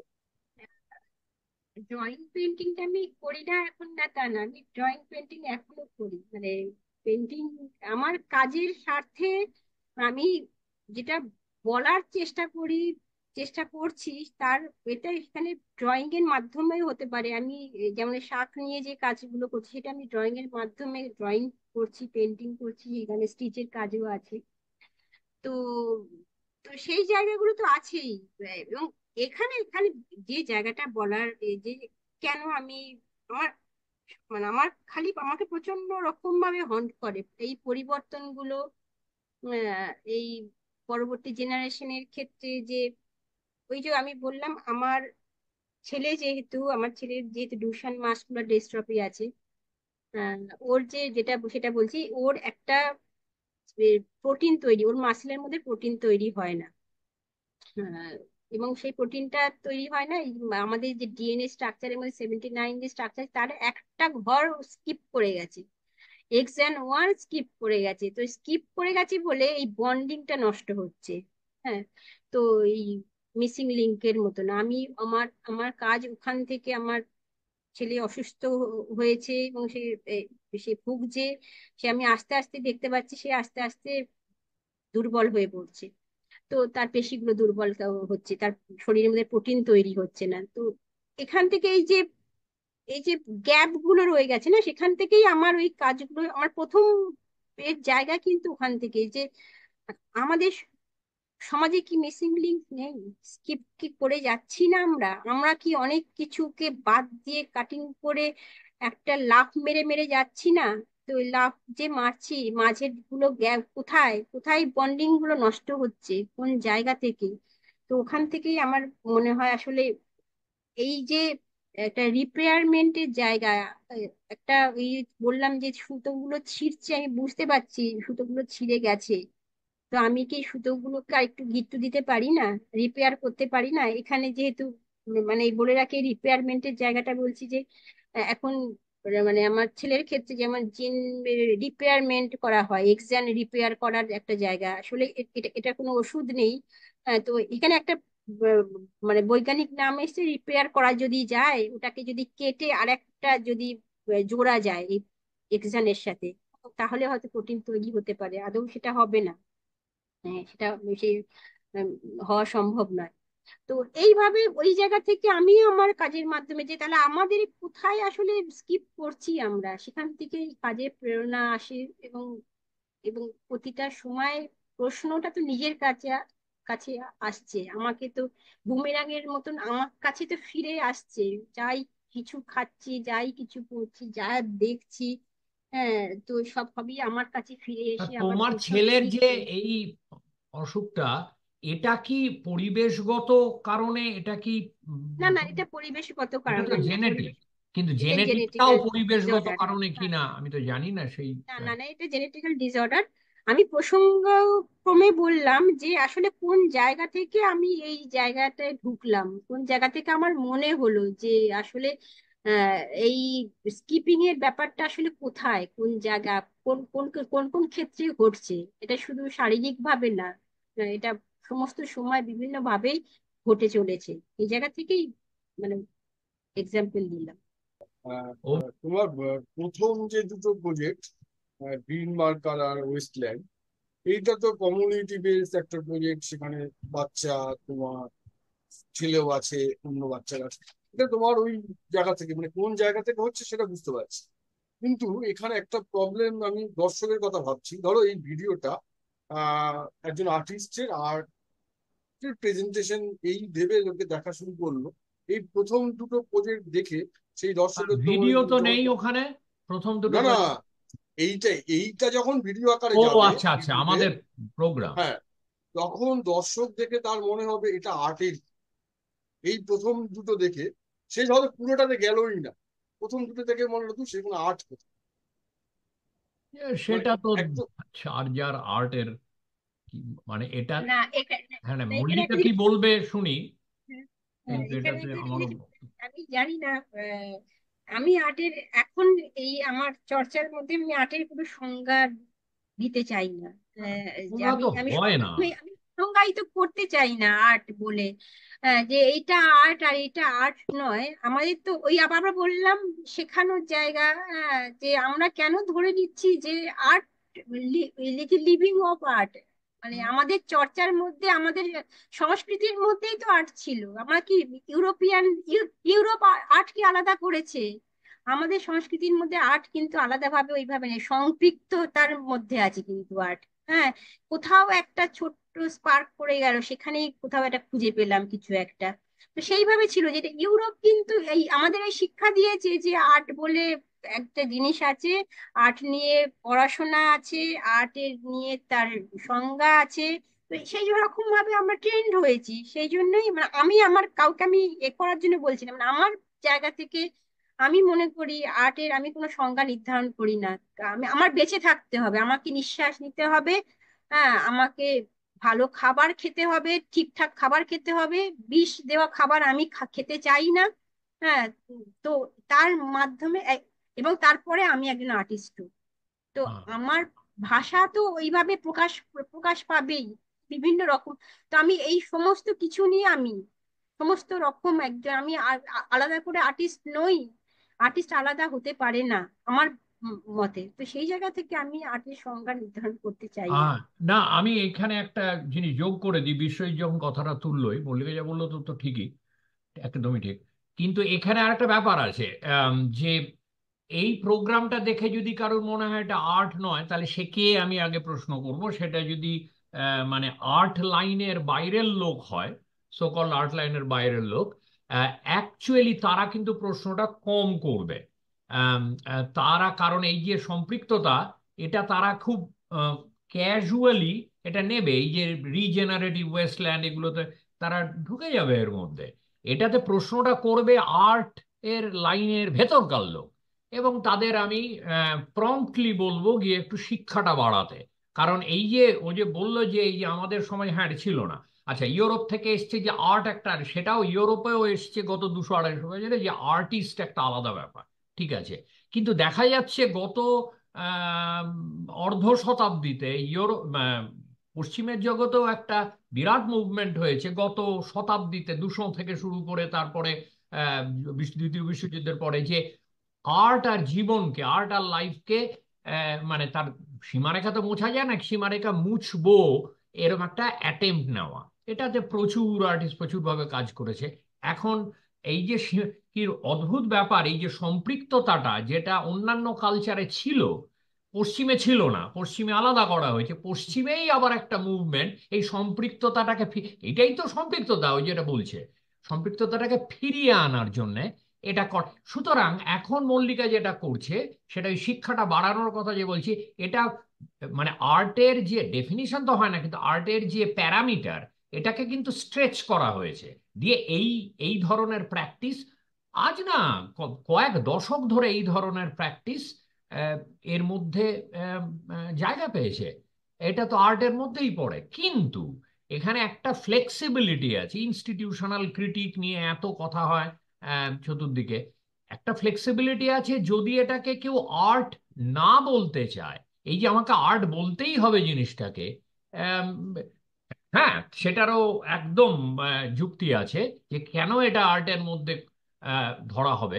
এর যদি না বলতে চায়, আরে ওই যারা শাক নিয়ে বসে আছে ওই ঝুড়িতে, দরকার নেই। এই যে ব্যাপারটা আমাদের আর্ট বলতেই হবে, এই অবসেশনটা আর্ট লাইনের মধ্যেকার কিছু লোকের তাই সেটা তো পুজোর যে কাজ, সেটাতেও তুই একই প্রশ্ন উঠতে পারতো। আজকে সেটা অনেক লোকে করে গ্রহণ করেছে। পুজো নিয়ে যে কাজ হয়, এটাও একটা সময় গ্রহণ করে। এখানে আমার একটা, আচ্ছা আমি আগে আমার এখানে আমার প্রশ্নের দিকে চলে যাওয়া যায়। আমার যে এখানে প্রশ্নটা মিতালি, যে আহ, আমার দুটো আহ, ছোট ছোট প্রশ্ন হচ্ছে, এই যে ফিমারে, এটা বোধহয় আগে তোমায় আমি করেছি, কিন্তু আমি আরেকবার মনে পড়ছে না আমার, যে ফিমারে যে তুমি জল দিয়েছো বললে, ওটা ওই যে একটা হচ্ছে ওই হাড়ের যে স্ট্রাকচারটা করেছো, সেখানে ওই যে উম, ভেজিটেশনটা গজাচ্ছে, তুমি কি জলটা ওই হাড়ের স্ট্রাকচারের মধ্যে দিয়েছিলে, নাকি বাইরে যে মাটি দিয়ে বাউন্ডারিটা করেছো গ্যালারির মেঝের ওপর, সেইখানে দিয়েছিলে জলটা? সেইটা আমি আমি একটু। দুটো আমি দুটো জায়গাতেই জল দিয়েছিলাম আসলে। যার উপরে যে বেড, এর উপরে আমি কি হয় একটা ওই ক্রচেট দিয়ে উইভ করে তার উপরে তার উপরে বীজটা ছড়িয়েছিলাম। এবার হ্যাঁ, যেহেতু তো সুতোটার জল দেওয়াতে সুতোটা জলটা অনেকক্ষণ ধরে রাখে। হ্যাঁ। আর এবার ওই নিচে জল দিয়েছিলাম যাতে জলটা অনেকক্ষণ ও আস্তে আস্তে আস্তে সোক করে, তার সোক মানে তুমি করে নেয়। গ্যালারির মেঝেতে জল দিয়েছিলে, হ্যাঁ, যেটা ওই হ্যাঁ, মাটির হ্যাঁ, হ্যাঁ, বাউন্ডারিটা হ্যাঁ, ধরে হ্যাঁ, রাখছে। কারণ হ্যাঁ, মাটির হ্যাঁ, হ্যাঁ, বাউন্ডারিটা দেখলাম ফেটে ফেটে গেছে, তো জল তো বেরিয়ে যাবে ওখান দিয়ে। না, ফেটে ছবি যখন তোলা হয়েছে তখন হয়ে গেছে, তখন কিন্তু আসলে তোমাকে কোনো। গ্যালারির মেঝেতে জল দেওয়া অ্যালাউ করেছিল তাহলে? হ্যাঁ, অ্যালাউ করেছিল, আমি বলেছিলাম আমি এটা জল একটা দিতে বড় চাই। ব্যাপার, একাডেমিতে এটাকে অ্যালাউ করানো। হ্যাঁ, আ- অ্যালাউ আচ্ছা, করেছি যে আরেকটা। আপনাদের দেয়ালে কিছু হবে না, অসুবিধা নেই, আমি তো মেঝেতে করছি, আমি পরিষ্কার করে দেবো। হ্যাঁ, ওই, এটা দিয়েছি। আচ্ছা, তোমার তার মানে ফেটেছে পড়ে আলাম, তাহলে জল তো ওখানে, হ্যাঁ, আর ওখানে হ্যাঁ, জল দেখাও যাচ্ছে না, সেই হ্যাঁ, জন্য। জল দেখা যাচ্ছে। হুম। আচ্ছা, আরেকটা প্রশ্ন হচ্ছে, তোমার এই যে ধরো দুটো ভিডিও শেষে, দেখো, ভিডিও দুরকম ভাবে হয়। একটা হচ্ছে ভিডিও, আই কান্ট ব্রিথটা তো তোমার ভিডিও হিসেবেই করা, তাই তো? ওটা মানে কাজটাই হচ্ছে ভিডিওটা, তাই তো? হুম। কিন্তু তার আগেরটা যেটা তোমার পারফরমেটিভ ভিডিও, পারফরমেটিভ ভিডিও দুভাবে করা যায়। আহ, একটা হচ্ছে ওই রকম যে পারফরমেন্সটা করছি, ওই আসল কাজটা হচ্ছে ভিডিওটা, তার মধ্যে পারফরমেন্সটা হচ্ছে তার মধ্যে কন্টেন্টের মধ্যে। আরেকটা হচ্ছে আমি পারফরমেন্স করছি, যেটা আমার অ্যাকচুয়ালি লোকের সামনে থেকে দেখার কথা, কিন্তু এটাকে ডকুমেন্ট করছি আমি ভিডিওয়। তোমার ওই যে মুখে মাটি দেওয়া, ওটা কোনটাই দুটোর মধ্যে? তোমার কি পারফরমেন্সটা তুমি লোকের সামনে করবার ইচ্ছে ছিল বা করেছো, সেটাকে ডকুমেন্ট করেছো, করেছি, নাকি করেছি। ভিডিওটাই সব? হ্যাঁ, আমি যে যে পারফরমেন্সটার ভিডিও দেখালাম সেটা 2022 মনে হয়, না 2024-এ। তো আমি একটা, এখানে আমতলা স্কুল আছে, তো সেই স্কুলে কিন্তু এই পারফরমেন্সটা আমি করেছি। আচ্ছা, হ্যাঁ, করেছি। তারপরে এই তখন আসলে ওইভাবে ডকুমেন্ট আমি করে উঠতে পারিনি। তো আমার আচ্ছা। পরে আমার মনে পরে হয়েছে তুমি যে একা করে আমি ওটাকে একা ডকুমেন্ট করেছো? করেছি, একটা ডকুমেন্ট করেছি। যে আমি যেটা বলতে চাইছিলাম, সেখানে আরো আমি যে যে পারফরমেন্সটা আমি করেছিলাম, প্রায় 2 ঘন্টার পারফরমেন্স ছিল সেটা স্কুলের মধ্যে। দু তো সেখানে ঘন্টার আরো, এই মুখে মাটি দেওয়া? না, 2 ঘন্টা মুখে মাটি দেওয়াটা পরে হয়েছিল, কিন্তু তার আচ্ছা, আগে অনেকগুলো পার্ট ছিল। আচ্ছা, তো সেই পার্টের সাথে আমার আরো 2-3 জন বন্ধু ছিল, যুক্ত ছিল।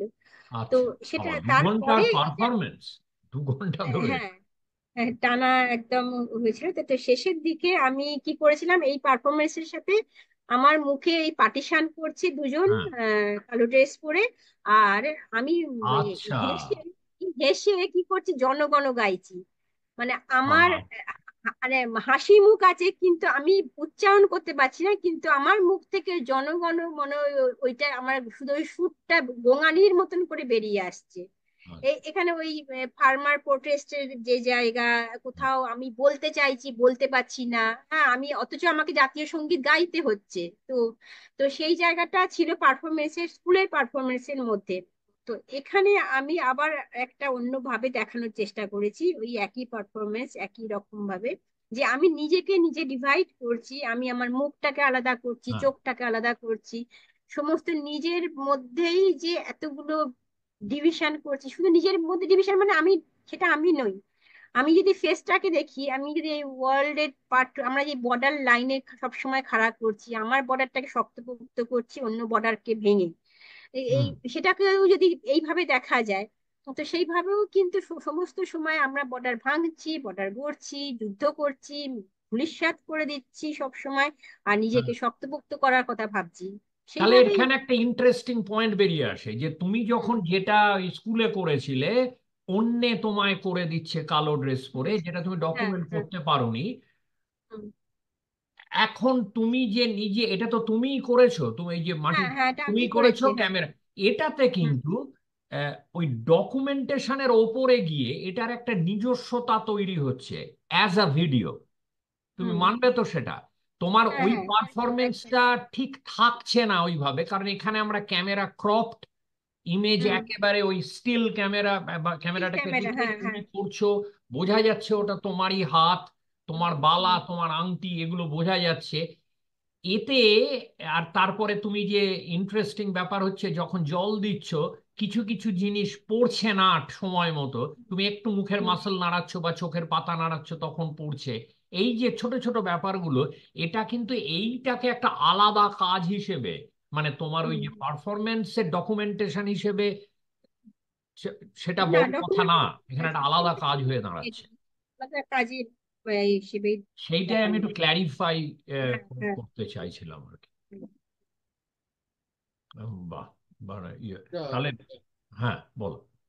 বলছি আমরা যারা ওর পারফরমেন্সটা দেখিনি, আমরা তো তাকে এইটা দেখছি, আমরা হ্যাঁ, একটা এইটাই কাজ তুমি হিসেবে তুমি দেখি। এটাকে একটা অন্য কাজ হিসেবে দেখবে, একই হ্যাঁ, টাইটেল, ওটার হ্যাঁ, থেকে রেফারেন্স নিয়ে আমি বলছি সেই স্বাধীনতাটা আমি আছে কিনা, তো ও বলছে সেই স্বাধীনতাটা আছে, একদম। সেটাই বলছি হুম, আর কি। কারণ আচ্ছা, আমার হ্যাঁ, আরেকটা আছে। ও বলছিল যে জৈব চাষ নিয়ে। হ্যাঁ, মল্লিকা, তুমি যেগুলো বলছো, ওই তোমার চাষ করার যে পদ্ধতি এখন প্রচলিত সেই নিয়ে প্রশ্ন উঠছে অনেক রকমের। যেমন ওই দিকটা আছে, তেমনি জৈব চাষ নিয়েও তো প্রশ্ন আছে। কারণ আমি এরকম পড়েছি যে আহ, রাসায়নিক সার দিয়ে চাষ করা জমিতে জৈব চাষ করতে হলে দীর্ঘ বছর জমিটাকে না চাষ করে ফেলে রাখতে হয়, নিউট্রাল করতে হয়। সেইটা তো একজন চাষির পক্ষে সম্ভব না। তা এই জৈব চাষের নাম করেও এক ধরনের লোক ঠকানো ব্যবসাও চলছে। এই দিকটাও আছে। হ্যাঁ, হ্যাঁ, হ্যাঁ, নিশ্চয়ই। আমি, না, আছে তো ভালো আছে যখন মন্দ আছে, মন্দ আছে যখন ভালো হ্যাঁ, আছে। হ্যাঁ, তো সেইটাই। সেটা তো আছে, কিন্তু এখানে একটা জিনিস, ওইটা বলে মানে যে জৈব চাষ করে লোক ঠকানো, সেটা বলে কিন্তু ওইটাকে হাইলাইটেড করবোই না কখনো আমি। এই রাসায়নিক সার দিয়ে চাষ করাটাকে আমি হাইলাইটেড করবোই না। আহ এখানে একটা আছে অবশ্যই, তুমি যেটা বললে যে একটা জৈব চাষ, সেই অর্থে জৈব চাষ করতে হলে একটা জমিকে অনেক, যেন জমি তো নষ্ট করে ফেলা হয়েছে, মানে উম, মাটি তো সেইভাবে নষ্ট করে করে ফেলা হয়েছে, তখন সেই তাতে জৈব চাষ করতে হলে তাকে দীর্ঘদিন ফেলে রাখতে হবে। ফেলে রেখে তার একটা রেজিস্ট্যান্স পাওয়ার, বা আবার সেই মানে যে অনু জৈবিক যে অণু পরমাণু বা এই জীব অণুজীব, যেগুলো, সেই অণুজীব জন্মাতে হবে দীর্ঘদিন ধরে, হয়ে হয়ে তবে সেটা উর্বর হবে। সেটা তো অবশ্যই, কিন্তু সেই সময় তো নেই চাষের, মানে চাষির হাতে তো এইটুকু জমি আছে, তাকে তো চাষ করে খেতে হবে। তার তার রোজগারের জায়গা নেই। এইবার কেউ কোনো চাষি যদি ভাবে যে আমি রাসায়নিক চাষ করব না, আমি বুঝতে পারছি, যেমন তপন অধিকারী বলছে, আমি বুঝতে পারছি এটা ক্ষতি হচ্ছে, আমি বুঝতে পারছি এটা ঠিক হচ্ছে না, তো সে সে কি করলো, আবার প্রাকৃতিক চাষ বা জৈব চাষে ফিরে যেতে চাইলো।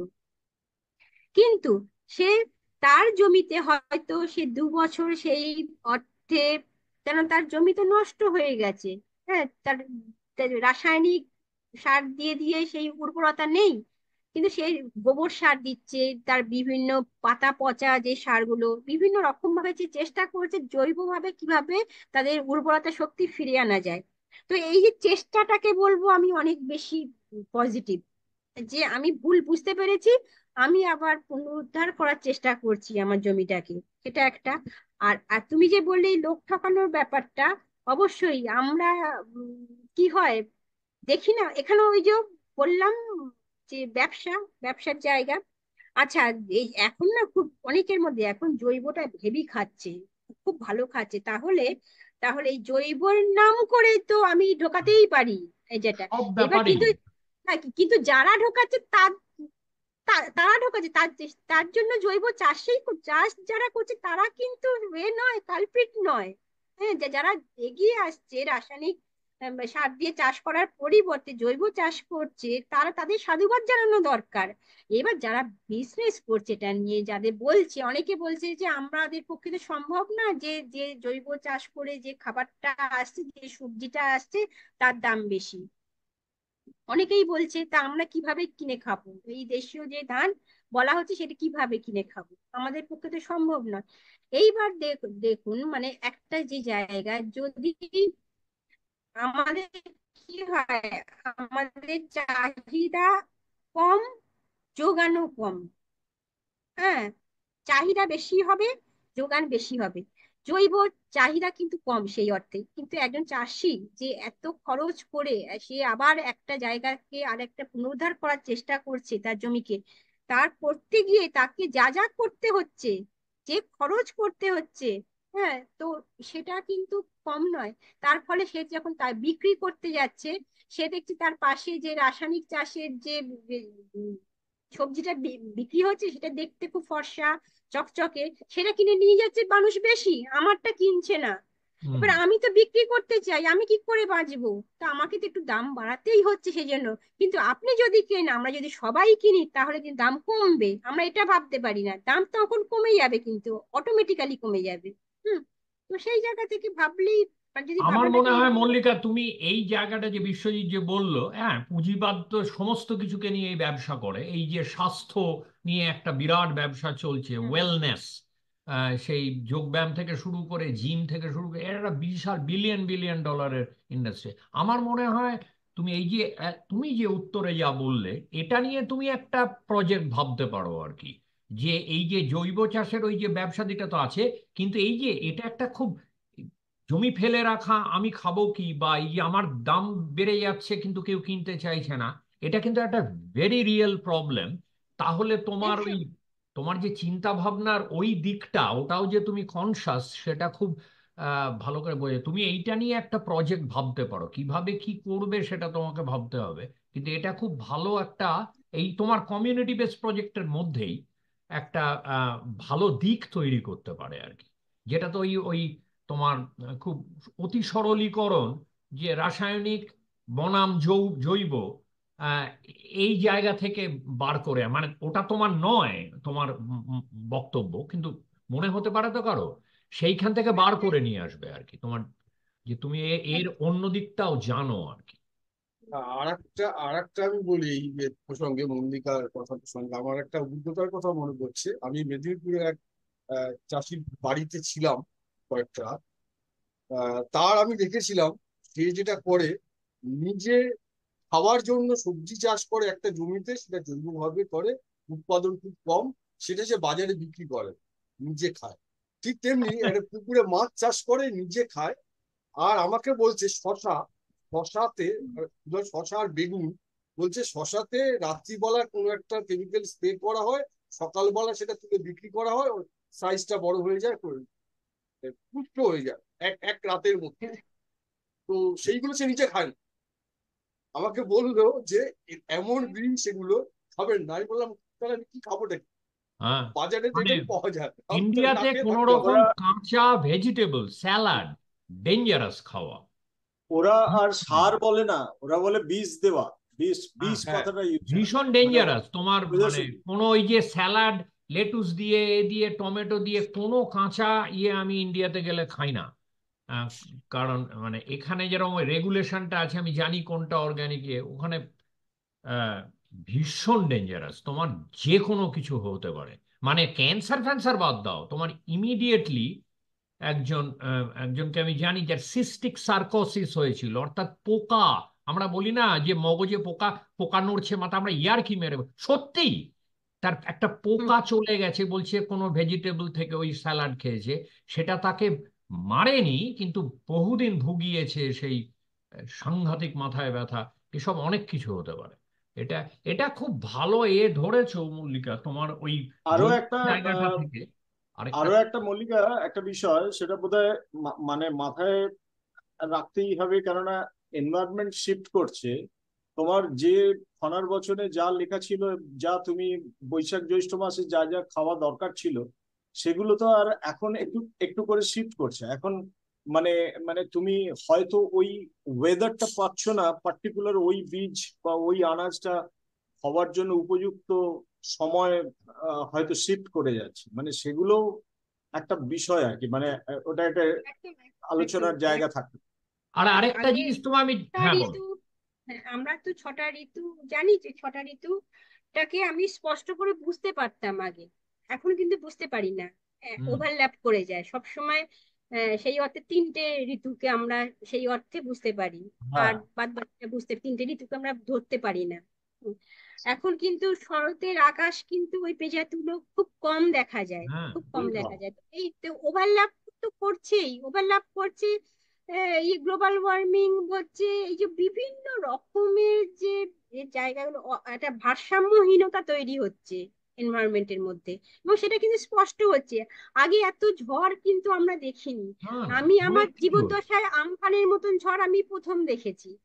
হ্যাঁ, তো তো এই বিভিন্ন রকম বাড়বে, কিন্তু ন্যাচারাল যে ক্যালামিটি গুলো, এটা আস্তে আস্তে তার কিন্তু এর সংকেত এগুলো, যে কিভাবে এটা প্রকট হচ্ছে, যে এই ক্রাইসিস গুলো, এবং তার জন্য আমরা কিভাবে দায়ী, বা আমাদের তাহলে আমি আমাদের তোমাকে একটা শেষ প্রশ্ন করি, এই আর্টের, ইন্ডিয়াতে আর্ট প্র্যাকটিসের ক্ষেত্রে আমি জানি হচ্ছে, কিন্তু মানে এই ধরো ইন্ডিয়াতে যে আর্ট মার্কেট, আর্টিস্টদের যে মূল চিন্তা ভাবনা, তাদের কাজ নিয়ে, কাজকে কিভাবে দেখাবে, এত চিন্তা ভাবনা, এত কাণ্ড কারখানা চলছে, এর মধ্যে এই ধরনের কাজের তুমি গোটা ইন্ডিয়ায় কি দেখছো? মানে এরকম কাজের কি অ্যাকসেপ্টেন্স আছে মানে আর্টের জগতে, যেটা ফিরে যাওয়া বিশ্বজিতের ওই প্রশ্নটা, সেটাই তো মানে তোমার অভিজ্ঞতায় তুমি কি দেখছো আর কি? আছে। আমার মনে হয় অনেক বেশি কনসাসনেস অনেক বেশি বাড়ছে, এবং বাড়ছে।